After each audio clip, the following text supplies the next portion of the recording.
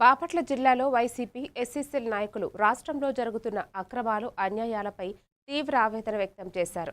DSC నియామకాల్లో అర్హులకు న్యాయం జరగలేదని, అనర్హులకు ఉద్యోగాలు ఇచ్చారని ఆరోపించారు. ఈ వ్యవహారంపై సీబీఐ విచారణ జరిపించాలని డిమాండ్ చేస్తూ బాపట్ల జిల్లా కలెక్టరేట్కు వినతిపత్రం అందజేశారు.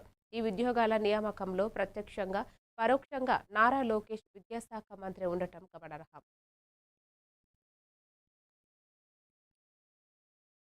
అక్రమాలను అన్యాయాలను ప్రశ్నించడానికి ఈ రాష్ట్రంలో బాపట్ల జిల్లాలో ఎస్సీసీఎల్ ముందడుగులు ఉంటుందని సందేహంగా చెప్పగలం.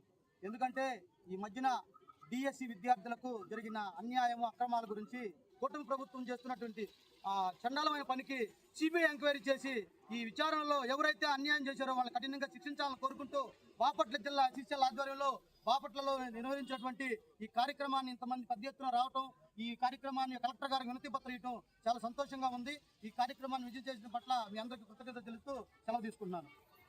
మరి చంద్రబాబు నాయుడు గారి సుపుత్రులు మరి నారా లోకేష్ గారి పోర్ట్ఫోలియోలో ఇంతమందికి మరి ఎస్సీ అభ్యర్థులకి డిఎస్సిలో అన్యాయం జరగటం, ఈరోజు మరి ఎలాంటి టెట్ కానివ్వండి, మరి ఉత్తీర్ణమైనటువంటి ఏ పరీక్ష రాయకుండా మరి స్పోర్ట్స్ అనేటువంటి పేరుతో ఒక దొంగ మరి జీవోల్ని సృష్టించి మరి అక్రమంగా ఎంతోమందిని మరి రిక్రూట్ చేసుకున్నటువంటి నారా లోకేష్ గారు, మరి మీరు ఎక్కడున్నారు? మీరు ఈరోజు అడుగుతా ఉన్నాం, మెరిట్ లిస్ట్ ఎందుకు ఇవ్వలేకపోయారని అడుగుతా ఉన్నాం.